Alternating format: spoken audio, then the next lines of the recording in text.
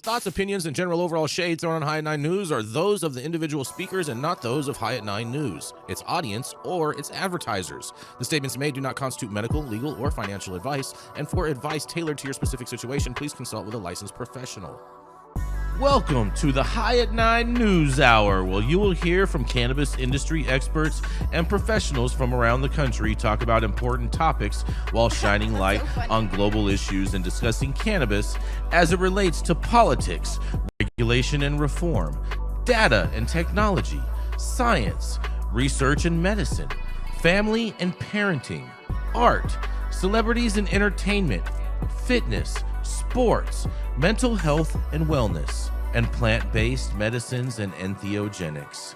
Together, we are building a stronger community, fighting the stigma and creating change. With your host, Jason Beck, joined by special industry expert correspondents from around the country, and daily antics brought to you by cannabis. Coming to you live every Monday through Friday at 9 a.m. Pacific time and high noon on the East Coast. And thank you all for getting high at 9 with us.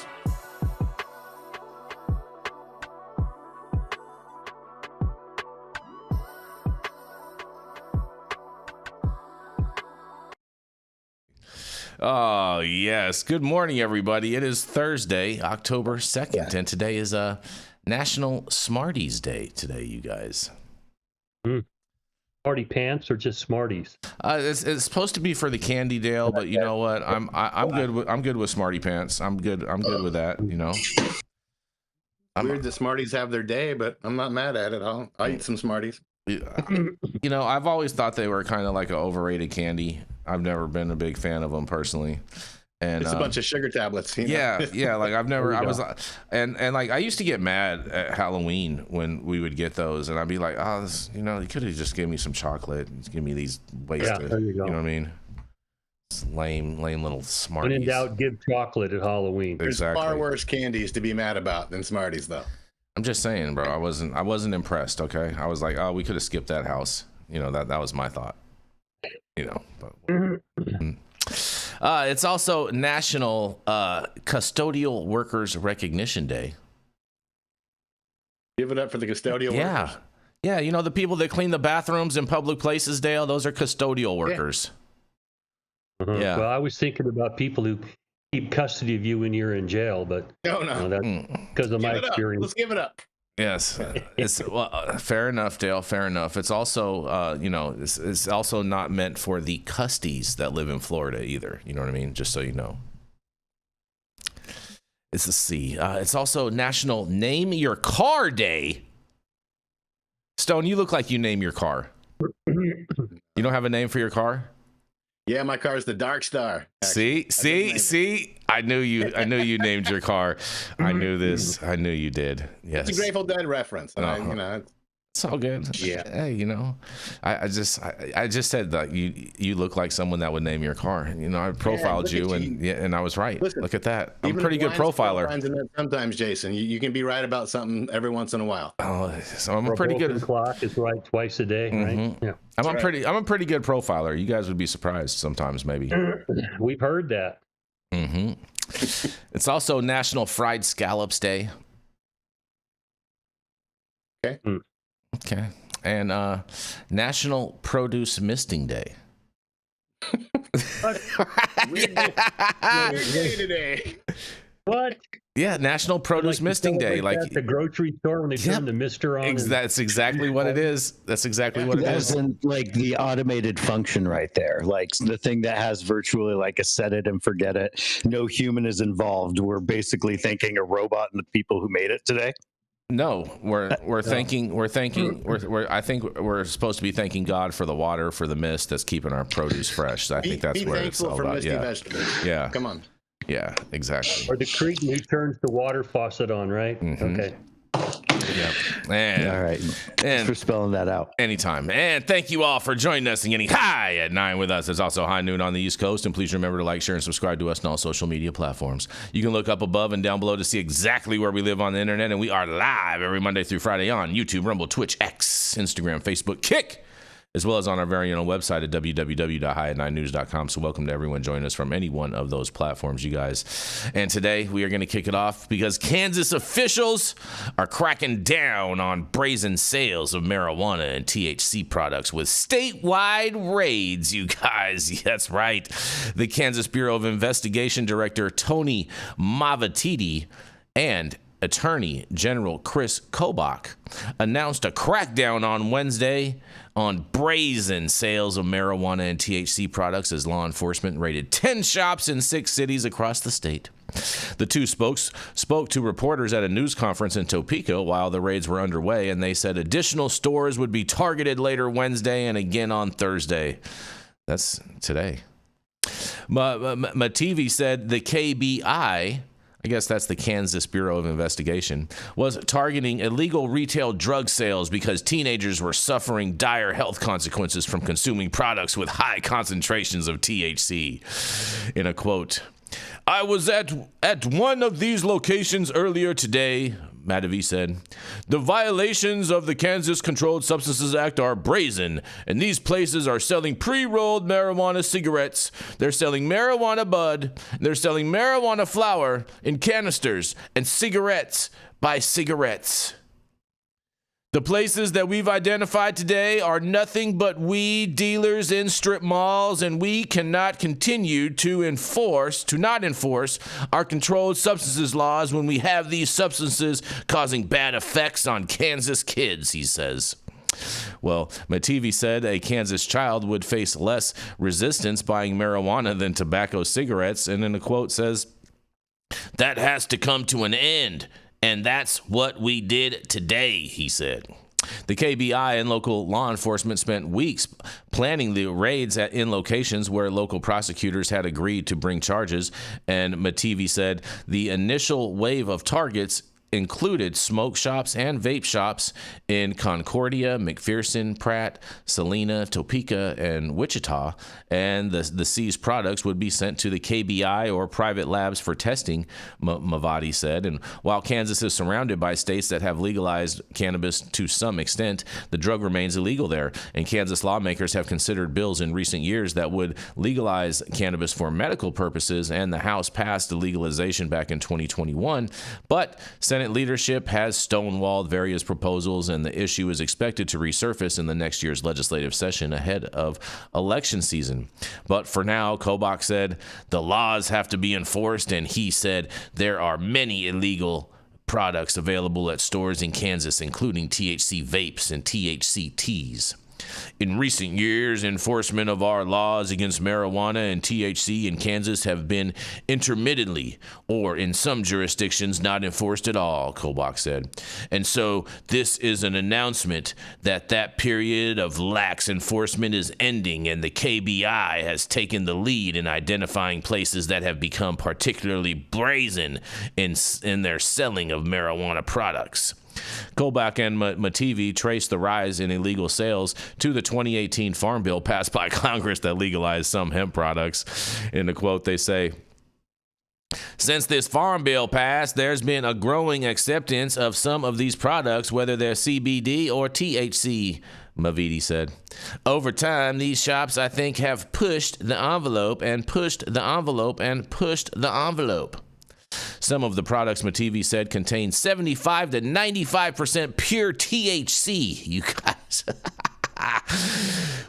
Part of the problem that we're dealing with when it comes to THC and marijuana is that there has been a continuous rise in the concentration or the level of purity. The level of THC that's present in these products, Mativi said, that isn't the 6 or 7% THC ditch weed that a lot of people in this state are familiar with. The KBI said the following stores were raided midday on Wednesday: 2 Easy Smoke and Vape locations in Wichita, Whiskey River Trading in Pratt, Cigarette Outlet in Pratt, Pratt Tobacco and Vape in Pratt, and Space Out Smoke Vapor and Tobacco in Salina, and Vapor 100 in Salina, Mountain Gypsy Vape Shop in Concordia, and The Healing Leaf in McPherson, and Sacred Leaf in Topeka, Kansas, you guys.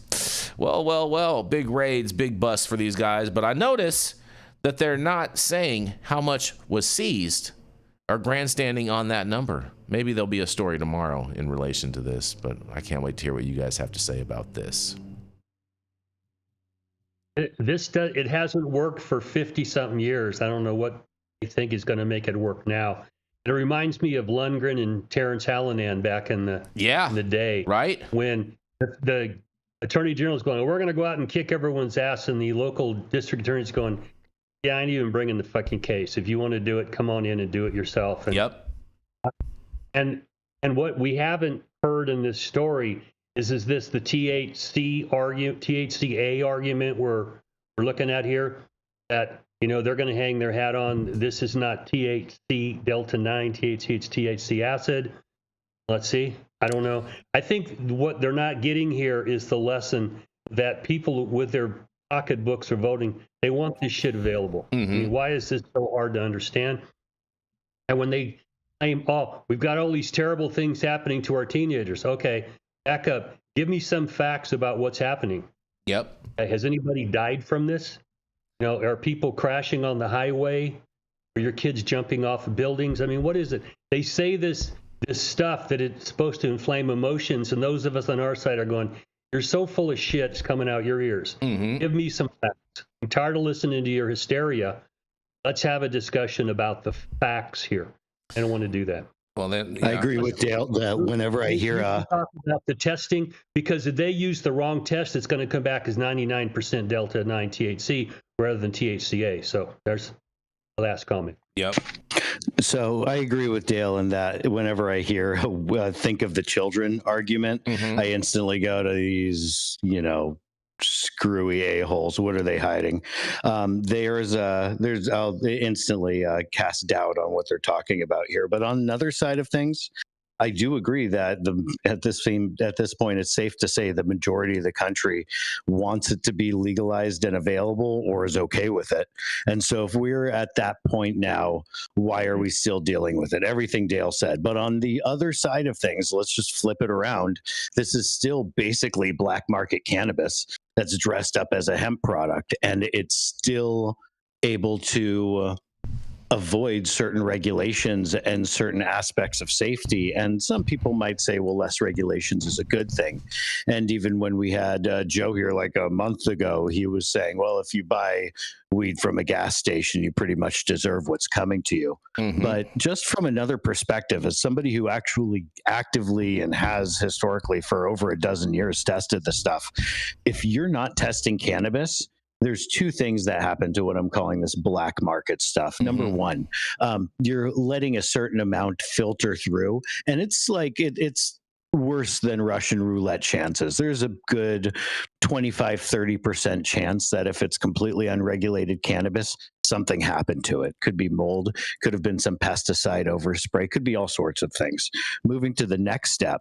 When you have this available, I can tell you that legitimate industry, especially legitimate industry in California, where Metric is doing a crap job of actually regulating batches and making sure that things don't get diverted. Black market batches come from the stuff that doesn't pass here. I can't underline that importance enough. There is such an area when there's such a concern when a part of the market is used as a dumping ground for stuff that wouldn't pass elsewhere. That chance of about 25-30% contamination skyrockets. And this turns into a much bigger thing. The lack of federal regulation, the lack of being able to have visibility as things cross borders, the lack of things being parts of similar systems and understood in a similar way, such as how alcohol and tobacco are treated. Overall, what you're ending up getting here, though, is you're getting a lot of crappy product that, I mean, let's be real, Jason, you and I have been saying for years, it's just a matter of time until what's happening right now is happening. I mean, honestly, I'm shocked that it's 7 years later. And if they're using stuff that's either fully decarboxylated, as Dale pointed out, or maybe a distillate-based product, which is fully decarboxylated oil by nature. And at this point, people just DGAF, they don't care. And if that's what things have led to where people are like, it's not getting regulated anyway. Who cares if it's Delta 9 or not? Like, we're so far past that point. We now have a mess that the government has created because they have one, let it slip to this point with Farm Bill, which was never the intent. And then number two, we have this huge mess as people are trying to rationalize it and say, no, we've built businesses around that. And this is how it's worked for so long. And you can't just pull the carpet out from under people, or can you? Or is it about time? I don't know. What do you guys all think about that?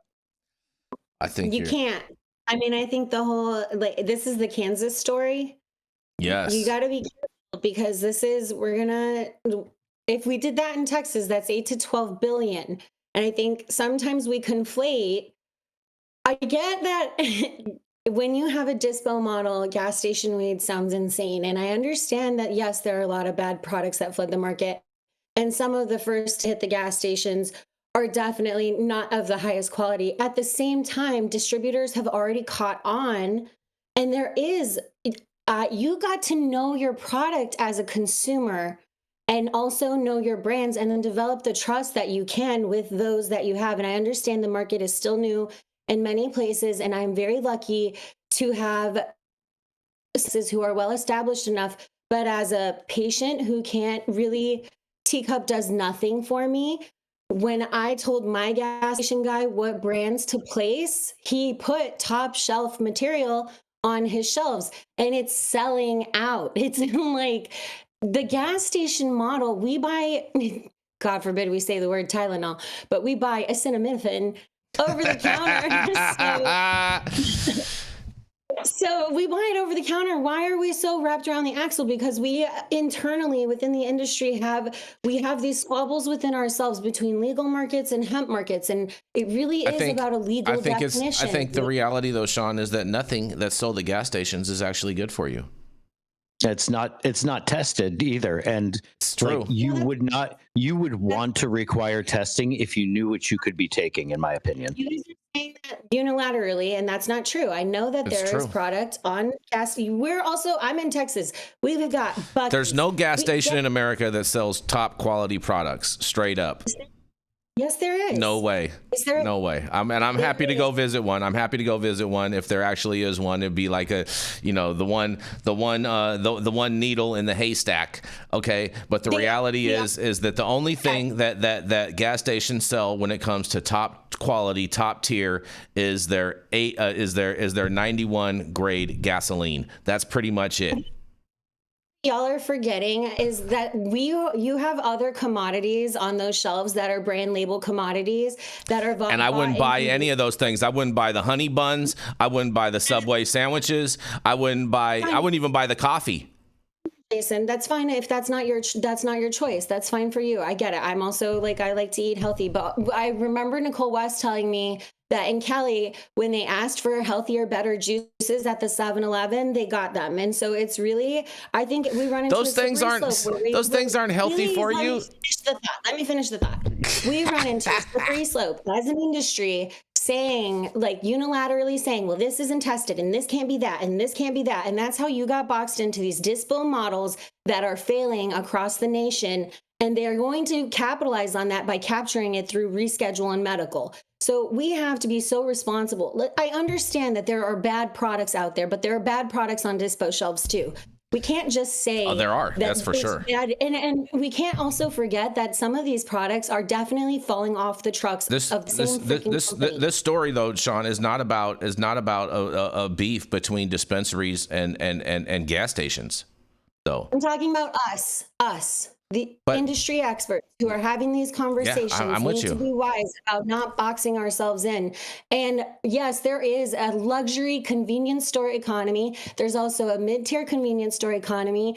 And if you're not in the shelves where your customers are and you want to limit yourselves to dispo only model, okay, that's for you, but I think it would be a grave mistake. You can test products and sell them in gas stations. And yes, we do have a few needles in the haystack here in Texas. I'm very lucky. Talk to your convenience store guys. Get to know them. They want to put products on the shelves that customers want. Of course they do. They want to make money. Of course, that's why they're there. They want to make money. They're not just standing there being away from their families for no reason. I agree with that. Stone, you're out there in Texas. Have you seen any good gas station stuff? I mean, they're few and far between. There are there's the little bit nicer step ups that sell different wine selections and whatever that appease to the communities around them. I don't know. I'm going to stand more with you guys. And Okay. you know, I don't think cannabis deserves to be in gas stations and shit like that. I mean, yeah, the drinks and whatever beverages, but I'm never going to be going to the gas station to get my cannabis. And I just don't think it doesn't set a good model. That's where the majority of the crap and the shit that comes up and the fights against THC in Texas come from. Is the shit they pick up in these gas stations. So that's me. I don't know. This story's gonna run a little bit long though. Exactly. We're gonna roll into our commercial, but at first I do want to read this comment from Steve Blessingham before we move on. He says, "That is true. Bad actors in some dispensaries too. So if we have bad actors in dispensaries, imagine gas station weed."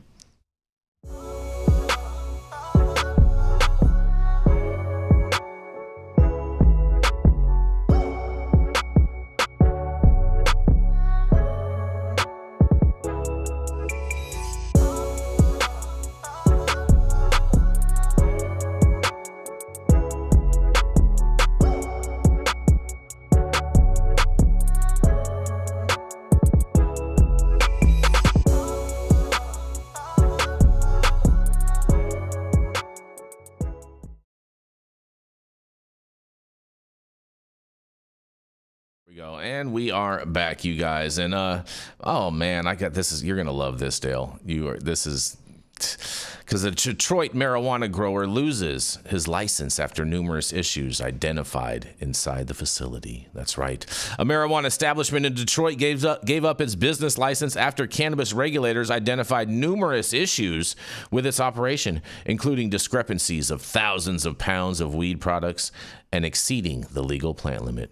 Cherry Industries LLC could not account for 4,200 pounds of product that had been recorded in the statewide monitoring system, while the 10 times that amount had not been entered into the system at all, you guys.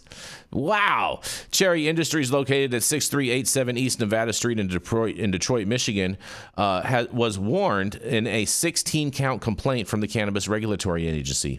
The CRA visited the facility in 2023 when it covered dozens of problems, including possessing too many plants, improper tracking, unsanitary conditions, and packaging product contaminated with banned chemicals. When the agency requested surveillance footage, the company requested multiple extensions to provide video before giving insufficient clips. And as part of a consistent order against the facility, Cherry Industries volunteered to surrender its license permanently. It also agreed to not renew or reactivate its license at a future date. Prior to its revocation, Cherry Industries had a Class C grower's license, which allows a facility to possess up to 1,500 plants. Regulators instead found more than 4,000 plants. There were over 50 immature potted plants without state tracking tags, as well as another untagged mature marijuana plant. And other violations include employee beverage containers on a table with marijuana products and failing to account for more than 41,000 pounds of wet marijuana. Of wet weight from more than 100 incomplete harvests. The chemical bifutrin, is that right, Nate? Bifenthrin, which is a banned chemical. It's called bifenthrin, and bifenthrin is a miticide. So those little tiny bugs that are trying to eat your plants, that's what they're using to combat that, pest problem right there. So it's like a substitute for Avid. Okay, which is a banned chemical residue and not allowed for use, was identified during a test of some of the marijuana flower kept at the facility. In a quote, "These findings collectively demonstrate significant failures in regulatory compliance, product tracking, safety standards, and operational transparency," the CRA said in a news release.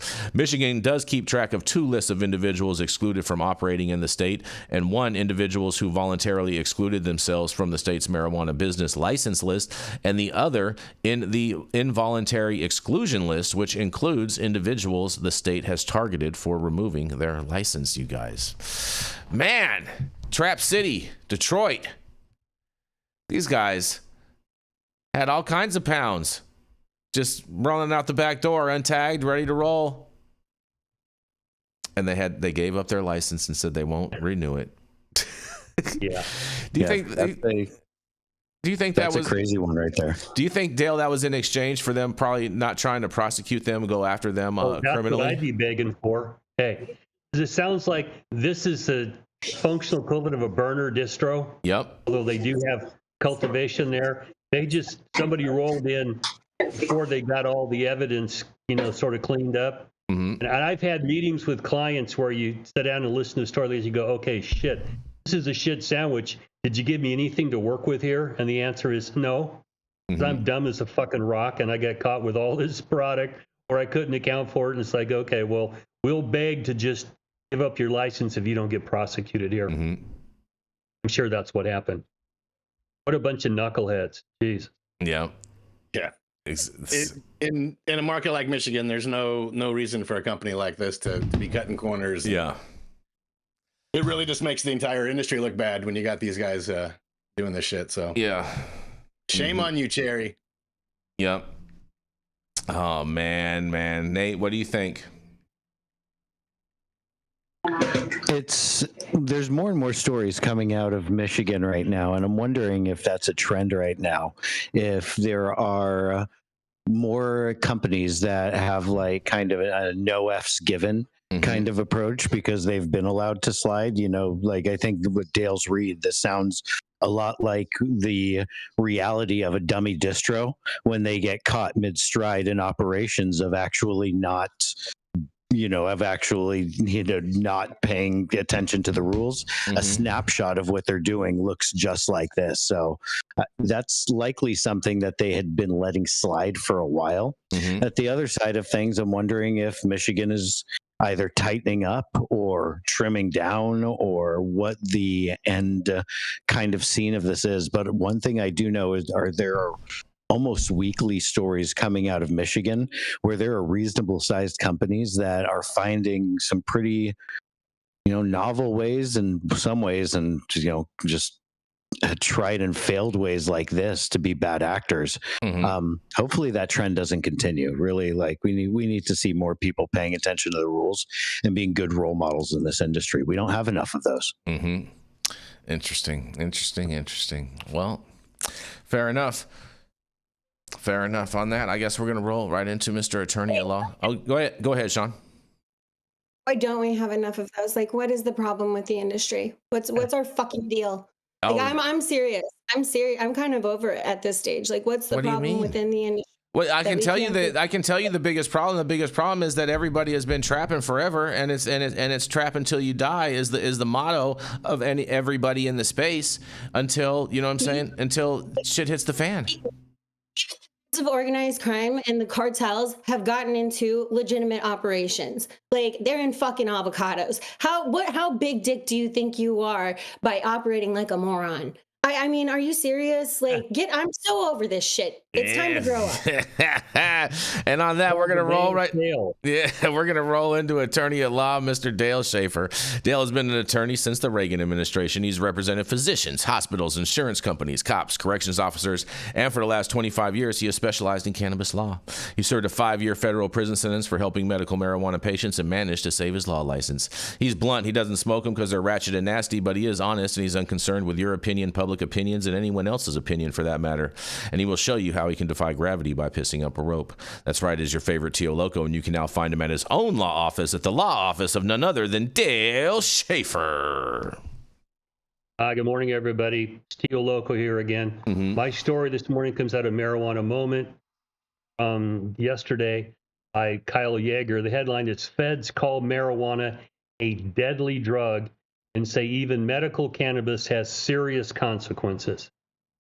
Now, when I wanted to vomit a little bit in my mouth when I read this because it's an ongoing, continuing, let's drop a couple of scary words in there and see if we can continue to get people to be on our side. This is from Homeland Security and Customs and Border Protection. And I agree with one of the things they have to say is that there's consequences for flying into the United States or coming across our border with weed in your possession. We've gotten a little too comfortable in this country of just thinking that I can just throw my vape card in my bag and I'll be off and things will be cool.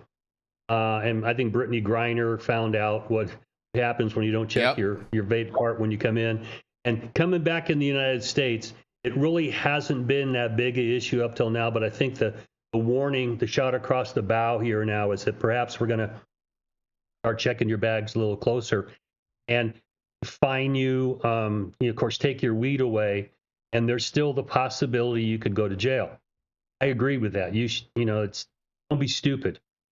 Check and make sure there isn't an extra couple bullets in your bag and you don't have a vape carton there or something else. Don't be stupid. Don't travel like that, because at some point you'll get spanked, and we'll do a show here like, what are you, fucking Forrest Gump? You don't ever ask any questions. You think everything's just cool till it's not.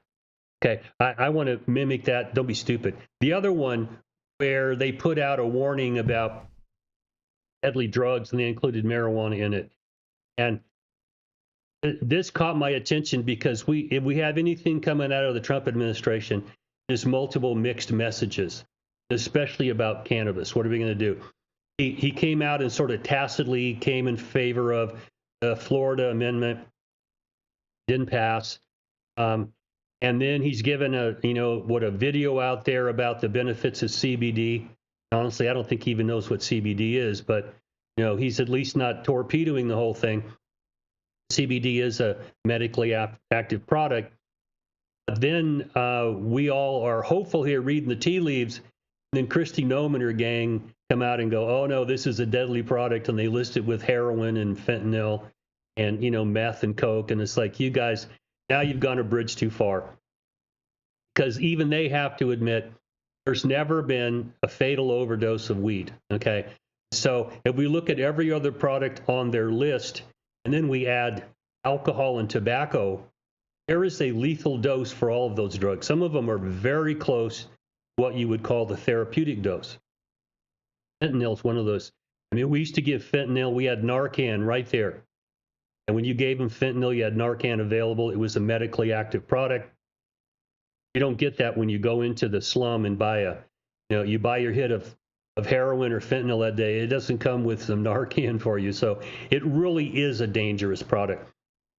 So I bring this to everybody today because I'm confused now about what is the Trump administration's position on cannabis. Because you can tether all sorts of things out of what's being said, and what it all amounts to is, I don't know what the fuck they're talking about. They have drugged their feet about rescheduling, which I'm cool with. I think that's stupid. I haven't seen a whole lot of support for descheduling. Let's take it out of there and stop this. I think they recognize that whether you like it or not, the Farm Bill created a hemp market, which passes there's overlap into the cannabis space, and they have not quite figured out how to pull that apart. But when you have the cops in the administration saying, this is deadly, it reminds me of back in the 215 days when we had medical experts coming out and talking about the medical benefits of cannabis here in California, and the Narcotics Officers Association coming out and saying, no, this is a dangerous, deadly product, it's going to ruin Western society. And it's like they were full of shit then, and they're full of shit now. But I'm trying to call balls and strikes here. I'm trying to read the tea leaves, and what the fuck does the Trump administration want from this plant and going forward with it being used by citizens? Does it want to lock them up? Does it want to create an industry? Does it want something in between? Does it just not know what the fuck it wants? Which I suspect, they're trying to see what's the popular wind blowing here. I don't know. I'm going to throw it back to you guys because it kind of irritated me that we're getting signals that we're going forward positively, and the cops are only going, no, we're going to lock your ass up if you do this because it kills people, which is horseshit. I'm going to throw it back to you guys. What do you all think about this? Well, yeah, man. Dale, the thing about it is this is Kristi Noem speaking, who's the director, who's the director of Homeland Security, and so I think this is just her grouping in. I don't think that she's speaking for Trump or for the administration overall. She's speaking as far as how her department is going to view it until there is some action by the administration. That's how her department is going to view it. That's how I see it. I don't see this as Trump speaking out of both sides, because I just don't. I can't buy that argument. She has a department to run. That's how she wants to run her department. I'll let you go first. Go ahead, Shaun. I do think confusion is a part of strategy, and there's a level of confusion as strategy and then just operational confusion. And having worked, I worked for the first Trump administration. I worked for Obama, Bush, and Trump. And the first administration, sometimes we would get the information from Twitter. So there could be a level of miscommunication. Yep. And there could be a level of miscommunication. And I worked for DOD back then, now DOW. But there could be a level of miscommunication. But I also think just coming from Texas and feeling extremely like yanked around the chain, and Texas and the administration having a lot of close connection right now, there's confusion in strategy, and also it's purposeful. And I do think that they will make an excuse to leverage law enforcement against all actors, good or bad, unless you're with them or part of being rescheduled, or you're lucky enough to hold on to a medical license. I don't know. These are like my things that keep me up at night. But I do think people are very tired, especially operators, of being jerked around the chain with, are we doing this? Or are we not? Like, it was just better when we weren't talking about it at all, perhaps. I don't know. I think it's good that we're talking about it and keeping it fresh. I mean, at the same time too. Yes, he said yes, we'll come back with an answer in a couple weeks. But you know, like that's not for us to expect a couple weeks in Trump time is not realistic. You know, that's we're going to be lucky if it's going to be in a few months, and we all know that it's going to be politically motivated in regards with the timing, and so it's probably going to, if it is going to happen, it's going to come out closer to the midterm elections next year. I'm not even expecting it to happen anytime this year, realistically. But they would. Oh, yeah, that's just my thought of it. But I would expect it maybe that'll be the October surprise next year. Part of the strategy, though, guys, is because when you're an operator and you're in this state of like suspense, not knowing, especially for everyone who's in hemp, who is kind of wondering what are they going to decide on this THCA thing. That level of uneasiness is so caustic. I don't know how many people will still be around. Well, this is the thing, that level of causticness has been with the cannabis industry since its infancy. Okay, in the beginning, we didn't know if we were going to get raided by the federal government in the very beginning, every day. So that's nothing new, and nothing has changed. And so people, if they can't take the temperature, maybe they should get out of the kitchen. Or if you can't run with the big dog, stay on the porch. Exactly, Dale. Exactly right. Exactly right. If they want to complain about this and that and whatever, then maybe they're in the wrong business, and they maybe should go and be an accountant or something. Well, but it's difficult for me to understand Trump. It may be easy for you, Jason. I'll be your Trump interpreter. I'm totally down to be your Trump interpreter, Dale. I'm happy to help you out. I speak Trump fluent. I speak English. Okay, words have meaning, and when you say something that seems pretty clear to me, and then later someone tries to mansplain to me that he really didn't mean what he said, I just think everybody's full of shit. Okay, let me just be blunt, because I speak clearly and bluntly. You know that. I don't give a fuck if you like what I have to say, but I'll tell you in words that I will be happy to explain to you what they mean. No one needs to fucking interpret what I have to say. I speak English. I speak words. My ass was whipped when I was a kid if I lied. So yeah. I try to stay within those parameters, and you like to mansplain for this guy, and it's just, I don't want to hear it anymore. He says what he says. If he doesn't fucking mean it, don't fucking say it. Well, period. Interesting take, Dale. Very interesting. Stone. I got a lot to add, man. More chaos and confusion from this administration. You know, it's these mixed messages that keep the industry and the patients in limbo. I mean, a lot more of the same. Okay, so I'm gonna pose a question. I think Trump rolling his video out a few days ago is planting the seeds for the Schedule 3 Exactly. move. I agree with that. And now you got these guys saying, hey, but this shit's still dangerous. So it's going to become maybe the hardcore fuck the industry pharmaceutical model coming. So I don't know. This all looks like bad news to me. But Stone, to your point, I get it, but at the same time, she doesn't speak for Trump. She's not the boss of Trump, and so she's only is running her department, and she's running her department how she sees fit. Not to mention, this is the same lady who was the governor of South Dakota that rolled back the voter initiative on cannabis when it was passed by the people. So why are we expecting anything different out of Kristi Noem as far as any of the rhetoric in regards? I expect to hear this out of her. This is what I expect. Well, she was the governor of her state at that time, and now she's working for the Orange Man and falls in line. And there's a plan. There's a plan there, and that was strategic, is what that was. I do think that it will. I really am worried about this being, look, Trump posts the video about CBD, discussing its medical benefits, and even talking about hemp derived, which the concern with hemp derived is because of the process that it has to go through for pharmaceutical. The capture could be really good. And so, like, I am concerned. We've got CBD, we've got hemp derived attention, and we had a conversation about early conversations where he said he really liked Florida and what they were doing in there with medical. He didn't address THC. And here's where I start to worry about the industry and why we have to be so much more responsible with our reporting, because we do this where, and you're right, Jason, she's the head of the Department of Homeland Security. Her stance is going to be a very hard stance on enforcement. And she's going to stand with her officers, and she's not going to stand against them.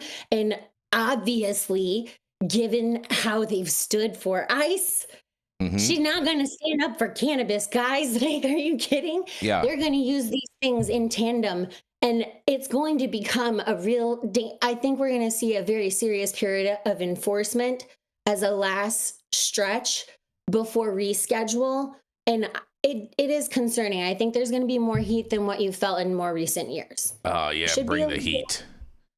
It's going to be melting through winter. Well, if we don't come out of this shutdown with the Rohrabacher or McClintock, whatever it is today, in place, now I think people better start hunkering down. Yeah, that's Bush went after me. Obama put me in prison. Yep. Well, I don't trust either side of them.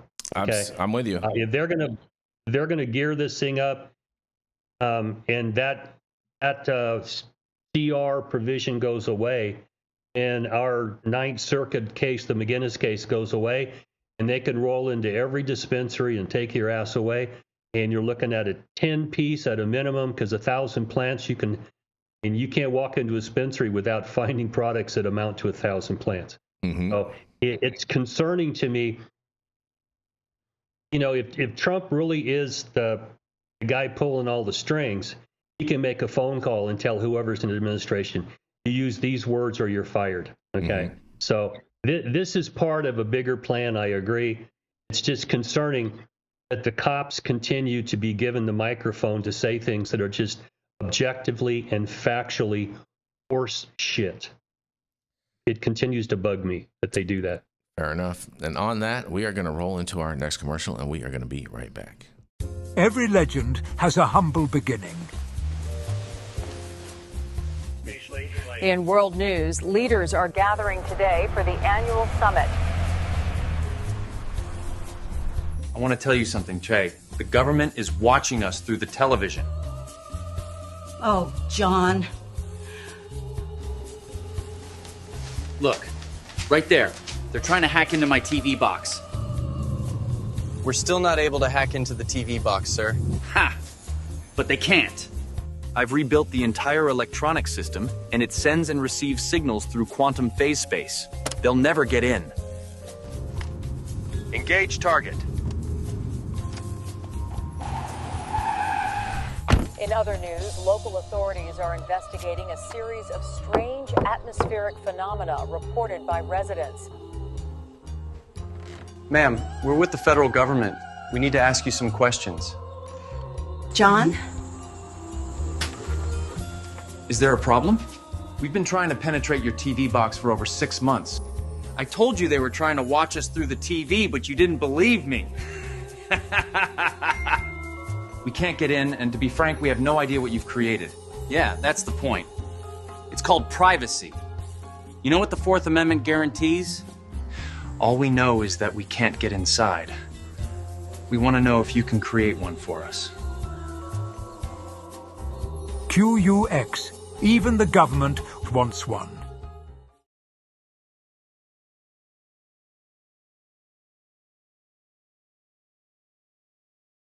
All right, stop whatever you're doing. Make sure you smash that like button. I know we'll appreciate it, you'll appreciate it, and YouTube will appreciate it. Also, make sure you subscribe to the channel if you're not subscribed already. And all of the articles that we cover on today's show, you can read directly on our website at www.high9news.com.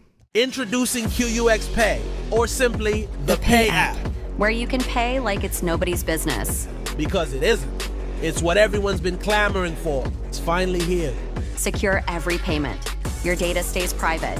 QUX will never sell your data for profit, period. Pay friends, family, contacts instantly. No hidden fees. No limits. Spend on the move. With this patented technology, you can use debit, credit, bank transfers, cash cards, and even crypto completely offline. Amounts transferred through the Pay app reach their destination instantly. Transfers in a flash. As quick as sending a text. No more waiting around like crypto. Are you ready for the future of payments? The state of the art for money is finally here. Data privacy and security protocols trusted by militaries and banks worldwide. QUX Pay, the Pay app. Available as an app and point of sale system, personal and corporate accounts available. Go to QUXPay.com and start using the Pay app today. Draft equal for all women too, and then stand back and watch the fireworks there. Oh man, that should be good. That should be good. We're gonna roll right into Mr. Stone Slade. Stone's from the great red state of Austin. Even though he lives in the bluest city that exists, and there is a bastion of oasis for liberals. That's right. It is none other, Mr. Stone Slade. All right, let's talk about Germany for a moment. Last year, they made the bold move of legalizing adult use cannabis. Critics warned they would open the floodgates, with teenagers suddenly lighting up at record rates. The old fear-mongering refrain, what about the kids? Well, here's the thing. Turns out when you strip away the government's manufactured taboo, kids actually become less interested. A new study commissioned by the German government shows just that. Cannabis use among 12 to 17-year-olds dropped from 6.7 to 6.1 after legalization took effect. Regular use defined as more than 10 times in a year also slipped from 1.3 to 1.1. These are small changes, sure, but they point in a one clear direction. Prohibition wasn't protecting kids. It was making cannabis the forbidden fruit.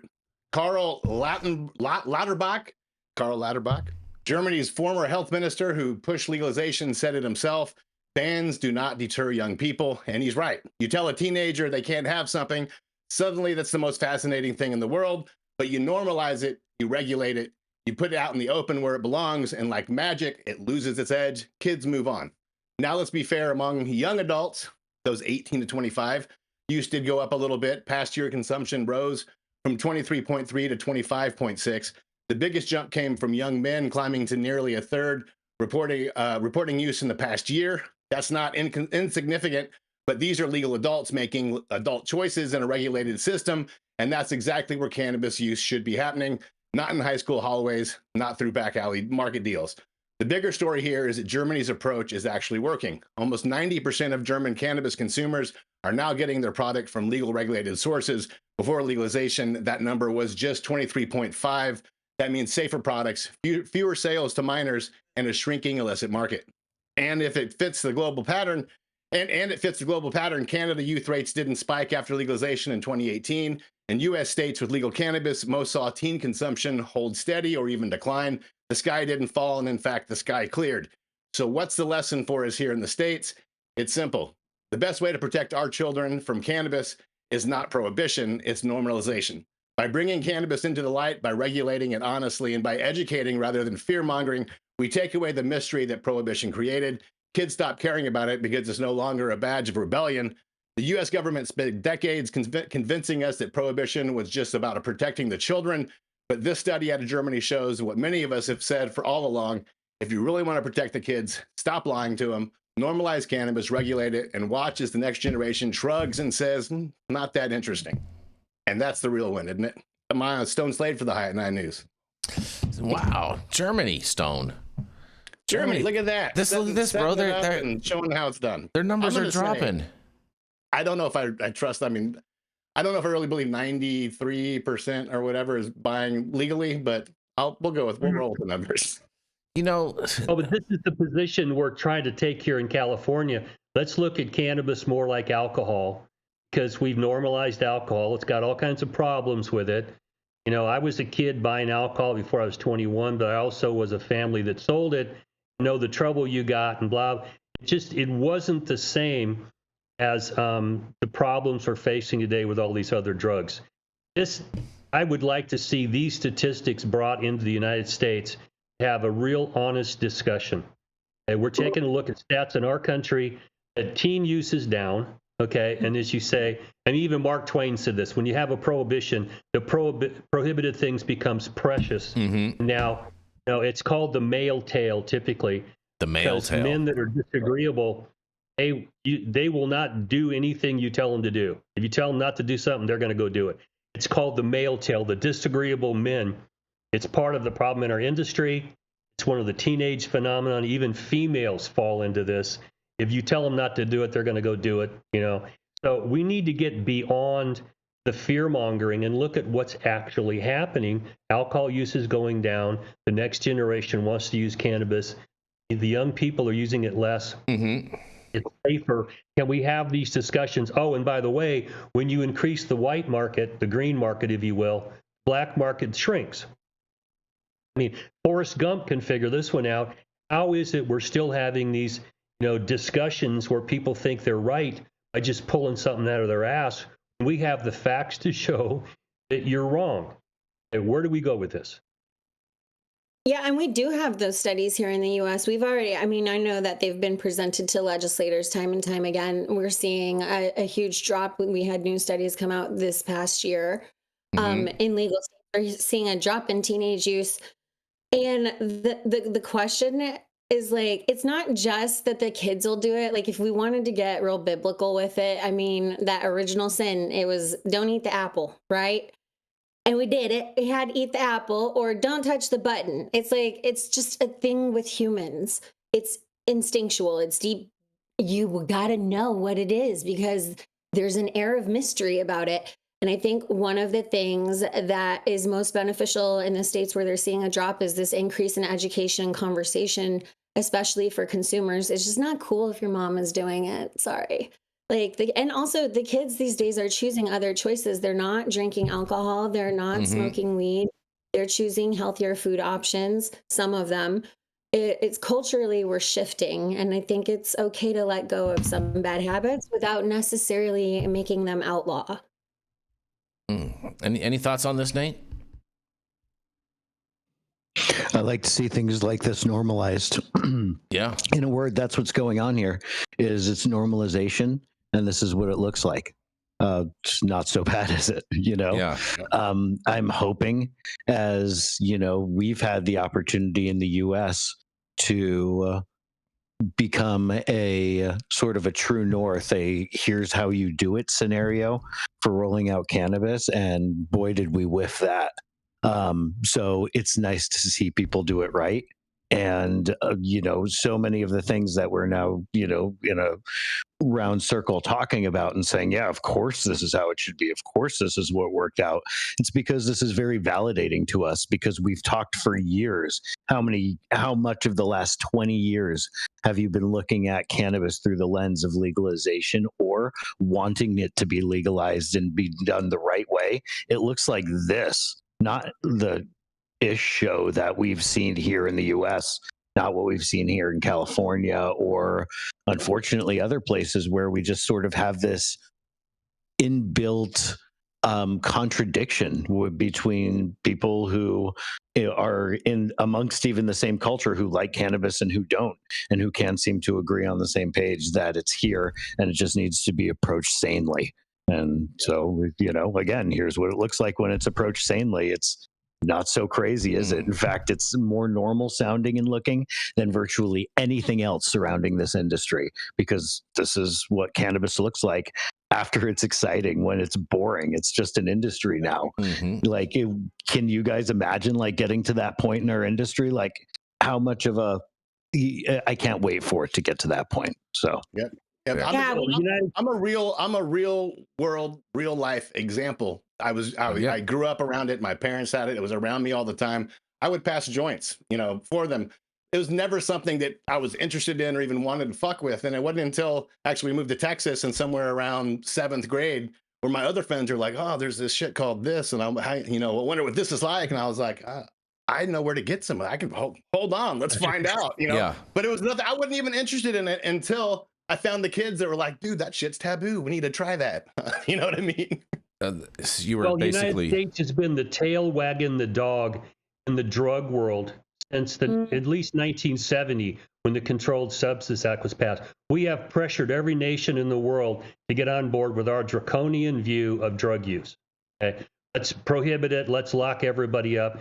And the rest of the world is now looking at us like, you guys have your head up your ass. Look at what we're doing and how successful it is. And the cycle of this, as the pendulum swings, is that, the prohibitionists fight you and fight you and fight you. And then all of a sudden they lose and go, oh, you were right all along. And then none of this should ever be looked at. This is human nature. Okay? And, as much as we don't want to admit human beings are like this, they are. Okay, they're susceptible to being told things that make them feel good, so they become their emotional truths. And weed being bad is an emotional truth for a whole lot of people. When you bring facts to them, they just get mad at you. Okay? Until it becomes obvious that the rest of the world ain't looking at this like you are. Maybe it's time for you to grow up and for you to, come into the 21st century for a new way to look at this. And in 50 or 100 years, will this swing back the other way? I hope not, but perhaps. We also have to recognize this is part of like a much larger operation, because you're talking about like the 60s and 70s. And I don't think it's the tail wagging the dog. I think it's dog and we're the tail. We just don't know it. Because this, when we look at the military industrial complex, they have continued to make their money, and they will continue to find their ways to make their money. And we talk about the drug war and how it was used to disrupt Latin American democracies, and this is by admission at this stage. People are aware. This is not me being a Mexican conspiracy theorist or something. Like, this is real shit. The CIA's owned it. We've recognized the roots of the drug war and how it affects foreign policy. So I'm not, I think it is actually working by design. I'm hopeful that we can start having more normalization conversations, because it will force the politicians to evolve how they're looking at how are we doing this, because we could continue this and continue to line their pockets in that way. But there's a scarcity to that. There's a limit to that, because that's expensive in human life and as far as money goes. But or we could like get our shit together and become a nation that creates, and a nation that builds, and a nation that farms. We could stop screwing our farmers over locally. Like, we could figure this shit out, but it's going to take a lot of time. It's going to be really hard. And unfortunately, I think we are going to have to embrace the suck a little bit. I'm looking forward to normalization to the point where maybe we could see some of these products just safely in your gas station stores without issue. Keep dreaming. That's such a dreamer. Such a dreamer. Right next to the Twinkies. Yeah, right next to the Twinkies. Yeah, exactly. Nothing good is sold. You had me right up until gas station. Yeah. I'm going to double down again and say that there's no such thing as a good product that's sold in a gas station. Maybe the only. Actually, you know what? I'm going to take that back. There is one good product that they sell at a gas station, but they don't sell it to everyone. But there's only one product. And I'm going to tell you. Are you sure? Hold on, Shaun. I want you to know what this number one product is. Okay, because it's a big deal. It's a big deal. There's only one product that gas stations sell that is good, but they don't sell it to everyone. Are you ready for what this is? A winning lottery ticket. That's it. That's the only good thing that they sell. That's it. And on that, we're going to roll into our final commercial, and we are going to be right back.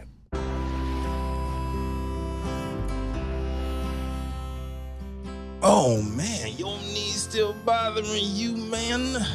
Yeah, my left one, And I'll tell you what, I've been using this new CBD cream, and it works like a miracle.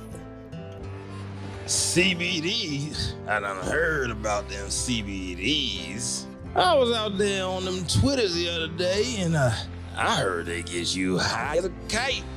Well, not this stuff. This stuff is tested. Every batch, all the way through, pharmaceutical grade, and in a GMP certified facility. So you know you're not going to have to worry about flying high.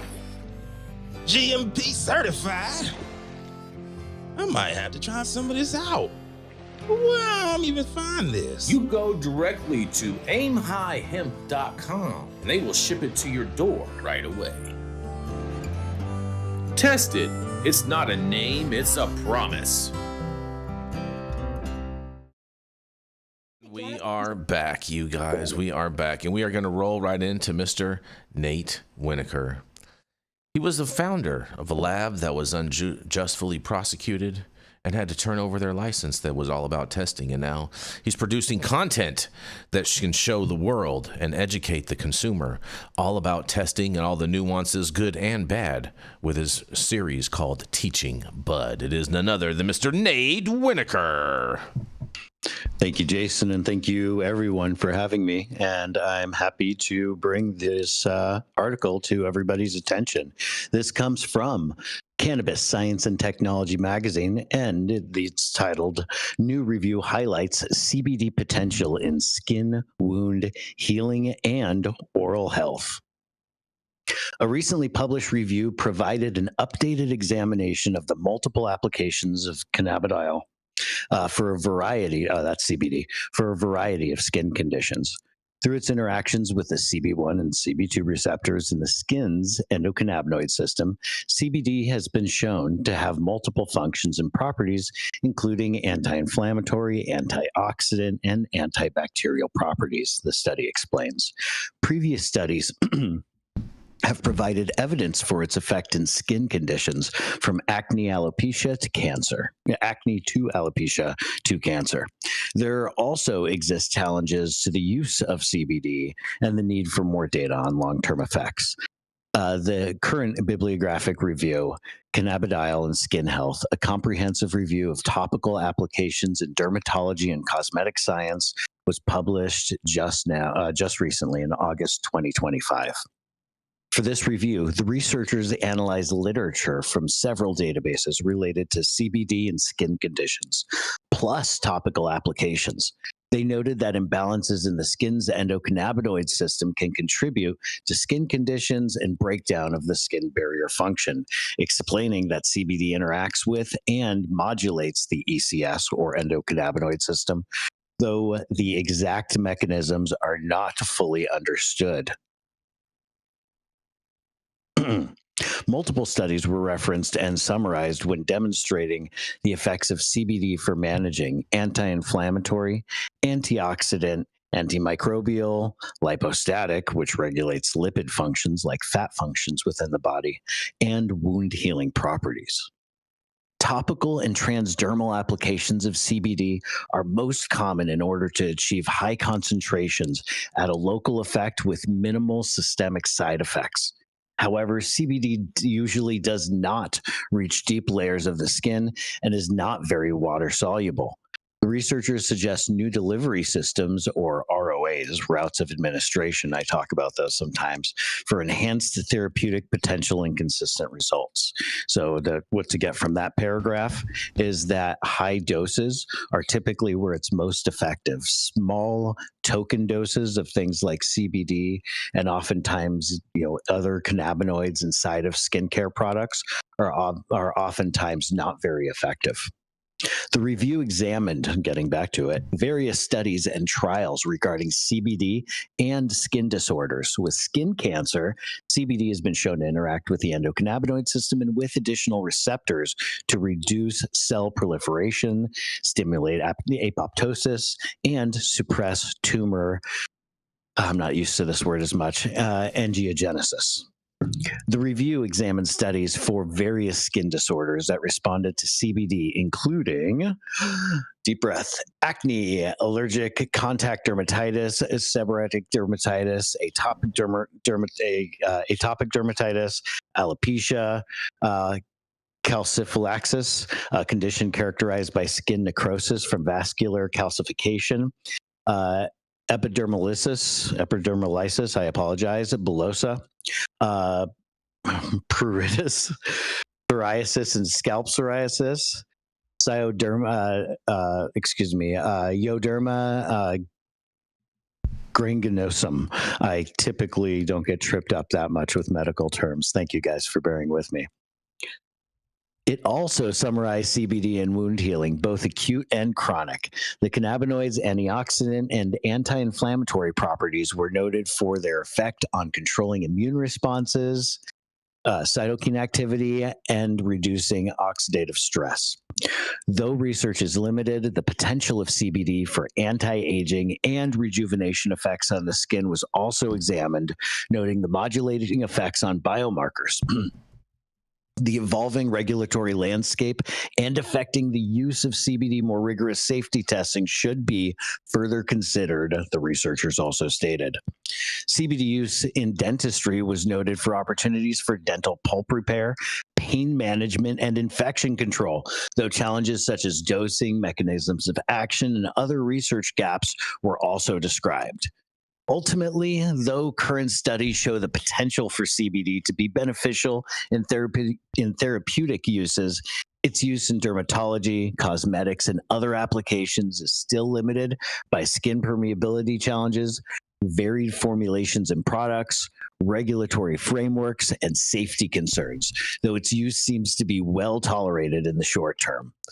With, is quoted, continued innovation and scientific validation, CBD may become a valuable and well-integrated active ingredient in dermatological and cosmetic therapies, as well as emerging applications within oral health care, the researchers concluded. My name is Nate Winokur. This is the High at 9 News, and thank you guys so much for having me.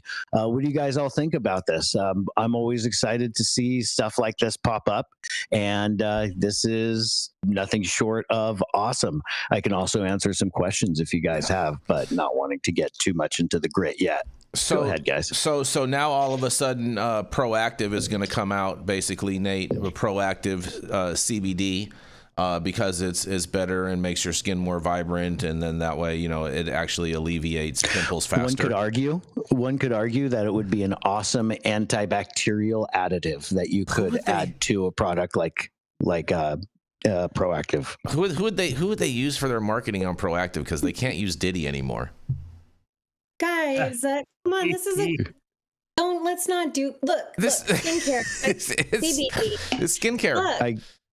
I've manufactured products too that actually have cannabinoids in them, and largely for the sake that, one, it makes skin happy, it works for a variety of conditions, and two, it generally is it's one of the most natural things you can reach for in the household that has antimicrobial properties that you wouldn't mind putting on your body because it's not going to screw you up. It's okay. So I have an autoimmune, and I don't know if y'all remember that little comedic thing that happened a few weeks ago where I got in a fight with a tomato plant and I had a histamine reaction and I broke out into hives because it was the same day that HB 309 came out, and I felt I had a lot of cortisol. I remember this. Yes, I remember this. Yes. I broke out into hives, right? Yes. So Nicole, I have to call Nicole because she keeps coming up. She gave me this Maya and Whoopi THC infused coconut oil, like really nice product.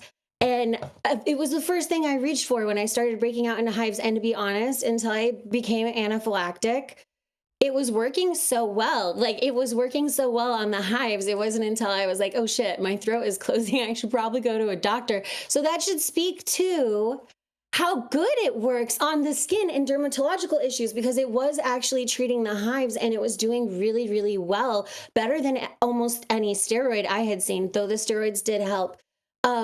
This is going to be a huge market. And then when we're talking about skin permeability, like, we have these products that are already out there with antioxidants. They're superfoods. There's one out there, I can't remember who it is, but they do a blueberry CBD oil, and they sent me a product like years ago, and it was so good. I love it. It's my favorite brand. I can't remember off the top of my head, but they're these lovely boxes. Women will drop like $75 on a little thing of this oil. And I'm telling you, it is a miracle worker and it does do incredible things. This would be amazing for everyone to kind of figure out and get into. And then with skin permeability, if you're just wondering, if you're in the audience, the women already know how to get through that because we microneedle, and you microneedle, add your oil, you're going to have a really nice routine there. Like, this is a huge market. This is a huge market. It is a huge market, and if you just keep it CBD, you can mass market it. You know what I'm saying, over the internet, and be direct to consumer model. You need not to get too conspiratorial, but a lot of this stuff is accessible to sort of the everyman too, to be able to manufacture themselves or at least mix some of the more basic products at home, oftentimes for a fraction of what it would cost if you bought it through a brand. Are you promoting DIY formulations, Nate? Is that what you're doing right here? If that's against the words of your sponsors, no, it's not. It's totally not. By this guy. I just want to just make sure I'm hearing what I'm hearing. What I do think is that people should possess the knowledge in order to do something like that. And I would never, ever want to help them escape that knowledge, so that they therefore have the ability to decide for themselves if they'd like to endorse and, purchase a brand or purchase a formula that's that much more complex and out of reach than the everyman. But let's be real. There are products out there that I've seen that are on the shelf for $60 that I know for a fact are a trip to the local printer for some stickers, ordering some bottles off Amazon, and then mixing about $15 of products, and they make 50 of them and then sell them for $60 a piece, and they're about $30 in. I want to help people avoid that kind of stuff, because that is something that if you know about, you now have the ability to go forward and make the best decisions for this kind of stuff. So DIY is just a part of the idea. But if you know how to do your own stuff, I mean, maybe somebody in your position would argue the need for hunting, fishing, and being able to cook outdoors, right? Especially if there's a cyber attack. It's been used historically as an antibacterial and antimicrobial salve. Back before it came in as Indian hemp was available. And as you understand, Nate, it's permeability on the skin. We have fat protein cell walls that, you got to have a vector to get it across. And what Shaun was describing is that it worked superficially on her hives. It didn't work systemically to stop the anaphylaxis, because that's not what it's designed to do.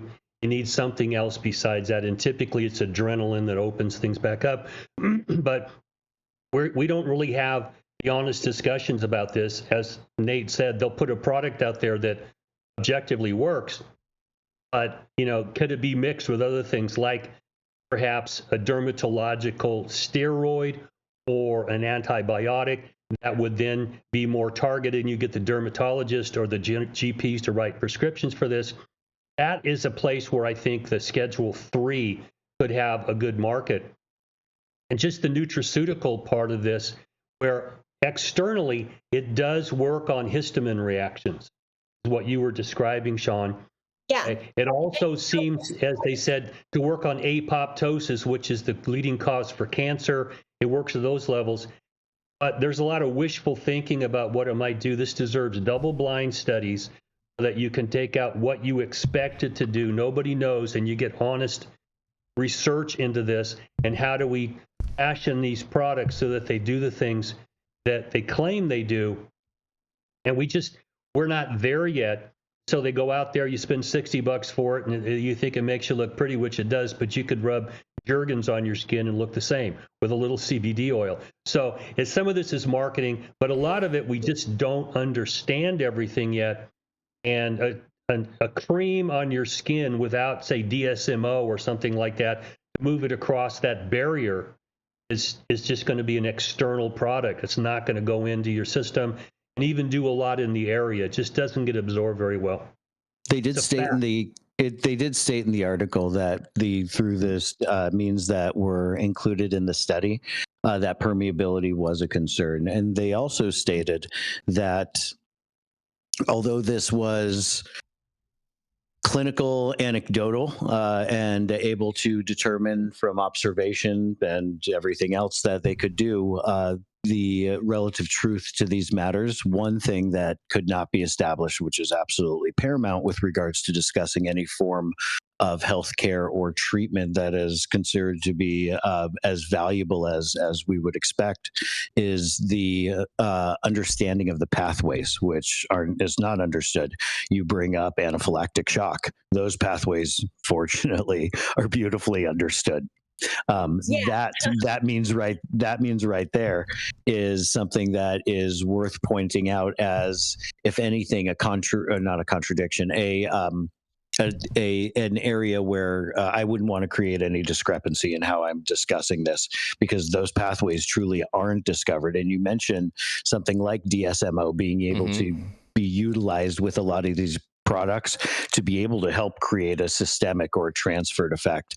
The study, really was in the top so many millimeters of skin, depending on which part of the body was being affected, and a study of what receptor activity was engaged upon there. Now, to the credit of your points, it's still not well understood, that whole idea of saying, well, we're seeing these changes and we're observing these differences, and we know clinically that this is actually happening. We don't know the pathways. And what I would say to this whole idea, if something is not necessarily formulated to be able to penetrate past the skin, is that you either need something specially formulated properly, and this is to everybody, to Dale's point, like that's the kind of approach, formulation, and science that should be in a product. And or one of the beautiful things that I love about cannabis is you have the opportunity for both internal and external treatments, depending on the ailment. I mean, and I said a mouthful right there, right? But you have the opportunity for both internal and external treatments simultaneously, which, depending on the ailment, especially something, say, out of left field, pain related, that can be fantastic. Your knee hurts, something internal to help disassociate from the pain, something actually on the surface of the knee that seems to help with inflammation, you're in the right direction. So that's where I would want to highlight this type of study being used in the most easy to understand and engage with applications. Fair. I think it's also important, though, that we have to protect the nutraceutical elements where people can innovate and develop products, and yes, be cautious with claims. But so that way we can get more of those pharmaceutical developments, because without the small business owners who probably did these craft oils and did it well, like, I'm not saying everybody, I get it, we have to be safe. At the same time, like, marijuana was originally, come on, like back in the day, tias used to mix things, and these were ointments that were made for and by the people. Okay, y'all. So like, we have to protect this, because some folks have been doing this for a real long time. They know what they're doing. There's some good stuff out there. We have to let that nutraceutical space be a space of innovation that can inform the folks who have those pharmaceutical dollars. And we got to get to a place where the pharmaceutical space is not trying to murder everybody, including their own patients, because they'll make more money if everyone can innovate and everyone's doing well, and they don't have to kill people to make money. They can just develop products for other problems. You don't have to create problems. Like, we can solve problems. But it's all about planned obsolescence, Shaun. It's all about planned obsolescence with all of these products. Have to protect both of them, because we wouldn't, like you said, it was anecdotal data. So that means this is still coming from people who are just using topically and sharing in an experimental way. It's not coming from someone formulated something very specific. You know what I mean? Like, we just got to protect both. I hear you, and let's protect them both. Fair enough. And on that, we're going to roll right into Miss Shaun Salvaje. She's a mom. She's a mediator that'll help keep your ass out of court before you end up going to court. And she's a veteran who proudly served our country. That's right. It isn't another than Miss Shaun Salvaje. Trying to save the world. Oh, boy. I didn't keep someone. I am a little spicy today. I already threatened someone with a lawsuit this morning. I love it. I'm here for it. Not all problems can be solved, but that's for the judge to determine. Here, this one also feels sticky. The Texas, my headline comes from Marijuana Moment, and the Texas, it's probably also part of why I can't get enough indica today. Texas Agricultural Commission pushes back on GOP Senator's hemp law criticism. That would be Senator Perry. while signing THC measurements standards change. Let's see, because this has got a lot of Texans on edge here. So the head of the TDA, the Texas Department of Agriculture's, that's Sid Miller, y'all, is pushing back against a GOP senator's incorrect assertions about the state's regulatory compliance with federal hemp laws, but he's also signaling that changes may be coming to measure total THC to determine the legality of hemp products in a way that some stakeholders worry could negatively impact the industry. No shit, Sherlock. That's the whole enchilada, friends. After the legislature failed to pass a controversial bill to ban hemp products containing any amount of THC during 2 special sessions following the governor's veto of similar measures earlier this year, Governor Greg Abbott signed an executive order to impose certain restrictions on the market. In response, that's TABC. So if you're a TABC license holder, you can't sell to anyone below 21, but you can have your infused beverages, and that's it. In response to the sponsor of the ban bill, Senator Charles Perry, a Republican, sent a letter to TDA and the Department of State Health Services, requesting what he described as a narrowly tailored change to the state's hemp law. Specifically, he said he wanted the crop and its derivatives to be tested for total THC content, including THCA, rather than just Delta-9 THC, which is the current standard, to determine legal status. Texas Ag Commissioner Sid Miller was somewhat critical of Senator Perry's characterization of current state hemp laws, emphasizing in a press release on Wednesday that since day one of the Texas hemp program, my top priority has been making sure our farmers follow the law, but still have the freedom to succeed. That is subjective. I have responded to Senator Perry's incorrect assertions to clarify. We wrote our rules to match the U.S. Department of Agriculture's final rule, which was the 0.3% rule, right? I'm proud to say Texas requires tough, reliable lab testing that protects consumers and keeps our program honest. There are no regulatory loopholes for hemp grown in Texas under my watch. However, the department appeared to suggest that Perry's request for change in THC measurement was a policy that's being implemented. Now, this is where the confusion, the gaslighting, are we staying in limbo for longer, or are we actually doing this? What the fuck is happening here? TDA's hemp program is built to mirror federal law and USDA requirements. Key safeguards include strict testing standards. All hemp must be tested using post-decarboxylation methods, which measure both Delta-9 THC and THCA to ensure total THC stays below federally mandated 0.3% limit. Existing federal statute stipulates that hemp is defined as cannabis containing a Delta-9 THC concentration of not more than 0.3% on dry weight basis. We're still, so the same arguments. So Perry wants to add THCA, and the Ag Commissioner signaled this could be implemented or may be implemented, and it's causing concern, obviously. So Texas hemp producers need, Miller says this to Perry, Texas hemp producers need straight answers, steady rules, and a fair shake in the marketplace. That's why I'm working shoulder to shoulder with Governor Abbott, Lieutenant Governor Patrick, and Speaker Burrows to ensure our hemp industry continues to thrive. Here's where, this is where the limbo comes into play, because when we make these kinds of statements, it means that things are still being, he said it may be implemented. We're working on it. It is being implemented. Who knows when? We'll have to write those rules, and then we'll see what happens. It's still, so you get these kind of stories that agitate, and then, but you still don't really know where you're going exactly. So it's, in his letter to Senator Perry, Mr. Miller wrote, Commissioner Miller wrote, I appreciate the sentiment behind your message and agree there are many issues with the hemp program in the state of Texas. I do not believe the issues arise out of the hemp rules adopted by the Texas Department of Agriculture. He said, also, as you well know, TDA regulates the industrial hemp side of the hemp program in Texas. With reference to other definition changes requested in your letter, TDA would point out the definitions are the same as the definitions adopted in the USDA final rule, with the exception of the word total in some definitions, which is so vital for so many. We will review. Also, TDA does not have a definition of marijuana in our own rules. However, the definition contained in your letter without the strikes is the definition in the USDA rule. So, you know, we're still kind of, I don't know. TDA is committed to requiring producers to adhere to both the USDA final rule and the state of Texas statutes regarding the production of hemp in Texas. TDA believes any THCA hemp flower being produced is in violation of the USDA rule and Texas rule regarding hemp production.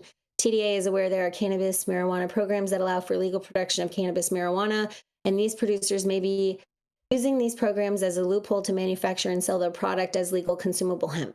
He added that head shops selling cannabis flower in Texas are not getting flower from a Texas producer who is producing hemp in compliance with the USDA rule and the state of Texas rule.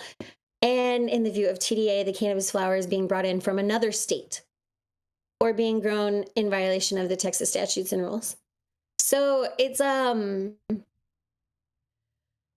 having very close conversations with the farmers, and I think they understand how much is on the line. And I don't know how fast these actions will be implemented, but we're getting a lot of mixed signals, like what Dale was getting frustrated about earlier today. It's just another day of mixed signals here in the Lone Star State. I love. What are we on? Like day 3, and 3,000, whatever. I don't know. It's been a long time. I'm gonna throw it back to y'all. It's weird out here, as always. You guys, I love some Texas. It's good thing we got our, our flight control be able to direct all this traffic. You know what I mean? To weed through all this. Stone, I can't wait to hear what you have to say about this being in Texas as well. Oh man, I mean, it's what I said on the day of the executive order. This is the end of the flower market and in Texas, the way the way that's written, because that's just going to be trash. Nobody's going to want anything to do with that. Well, I think there's going to be some lawsuits though, Stone, because Michael Minardi, who's one of our attorneys on Mondays and Tuesdays here, he says it's in conflict between two parts of the federal farm bill. That's nice. I don't know. We'll see. There needs to be lawsuits. There needs to be a lot more lobbying and a lot more dollars to fight it. Maybe I can give a good perspective on this one too, because I was, a good article, Shaun, and thank you for sharing all of that with us. I when it spoke extremely loud to me exactly what's happening, and it's because it mirrored a system that I'm really familiar with.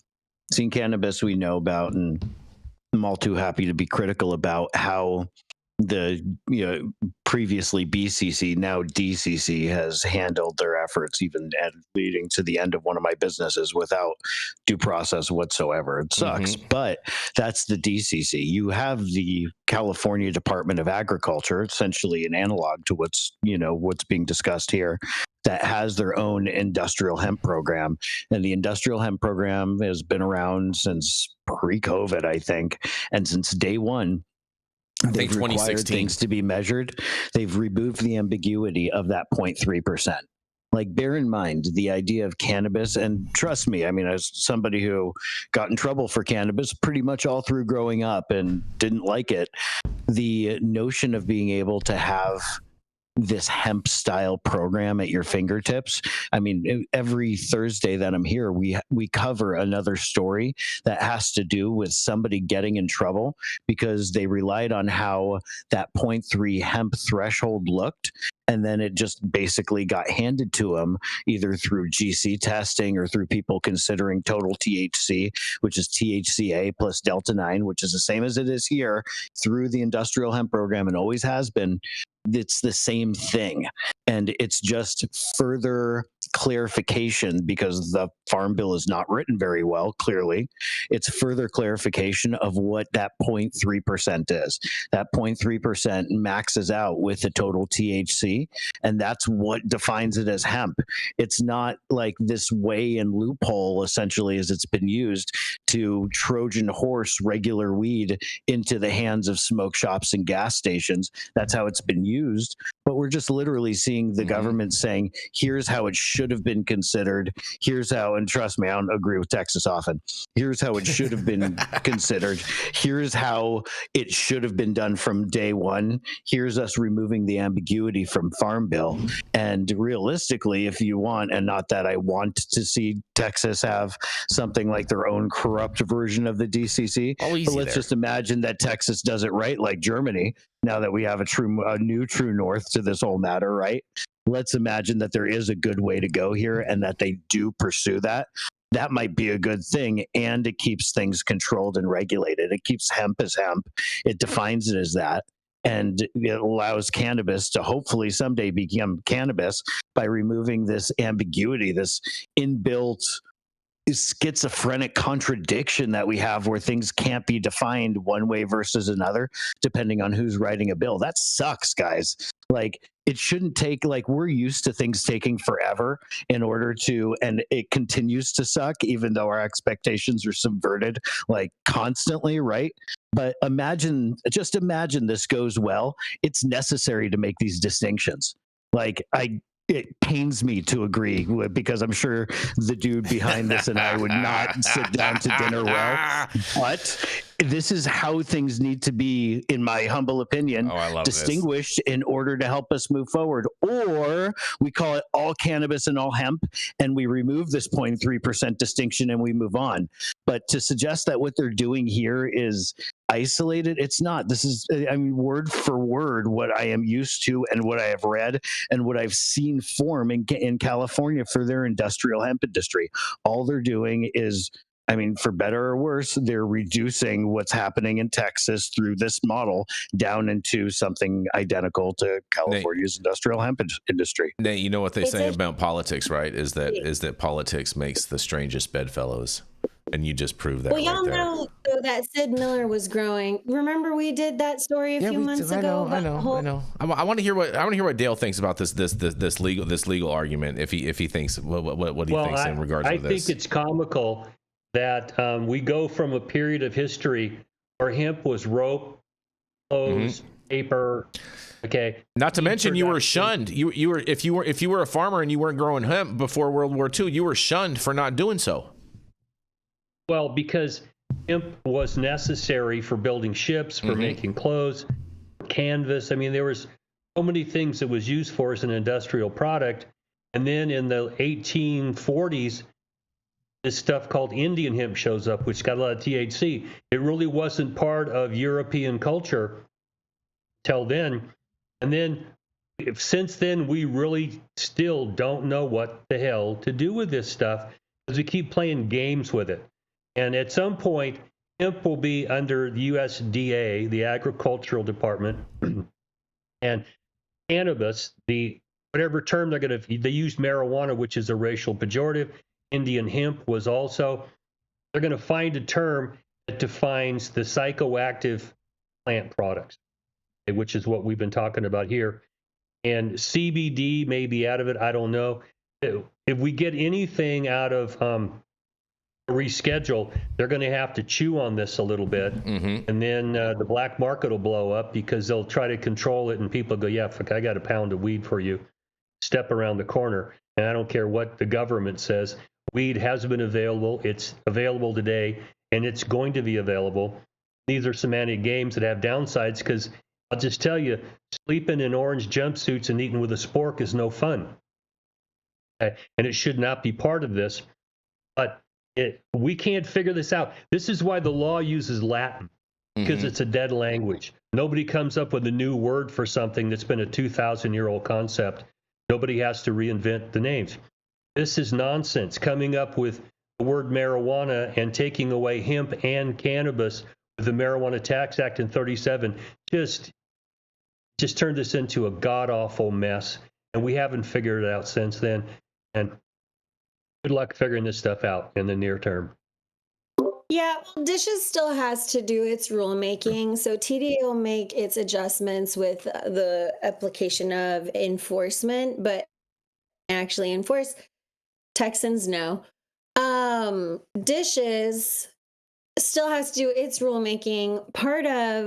They want to pull part of the language from 309, and part of that included, I pitched the the Texas Hemp and Cannabis Commission, the THCC. It's a great and then name. Someone else pitched the Texas Hemp Council. Yeah, and that was in 309. So Texas Hemp Council might make it out of the weeds, so to speak. I hope whoever pitched it is working real hard to revive that shit. And they might be able to help, because the issue is, if they, let's say they go full throttle and they make this all bad, illegal, off the shelves, and it goes to the illicit market or web sales. It could go to web sales or it could go to the illicit market. Here's where it doesn't go. And I'm saying this as I put together a teacup application, guys. So I'm here for everybody, friends. But it doesn't save teacup. In fact, the vacuum, that little black hole that's going to open up, is going to get so much bigger. Ooh. You're going to sabotage your own program. Like, don't do it. Please, everyone, reach out to your friends at Dishes and at TDA. And make sure you participate in this rulemaking process. We're not done yet, but we'll see what happens. And Michael Minardi in the chat, he also says it is nature in its pure form. It shouldn't be illegal, and I totally agree with that. And I think that's how we're going to end this one. You know, we should not be criminalizing nature, because God created it and it's natural, and that's just is what it is. And thank you all for joining us and getting high at 9 with us every Monday through Friday at 9 a.m. Pacific and high noon on the East Coast. And big shout out to our audience and supporters for tuning in daily and listening to the insanity that is the developing cannabis industry. Huge thank you to Catalyst Cannabis for helping us keep the lights on over here, and thank you to our correspondents for being absolutely amazing. Thank you to Cannabis Sativa L for giving us a reason to do this every day, and Cloud Media partners Elias and Kai are somewhere in the metaverse. And thank you all for tuning in and getting high at 9 with us. We are America's #1 daily cannabis news show. And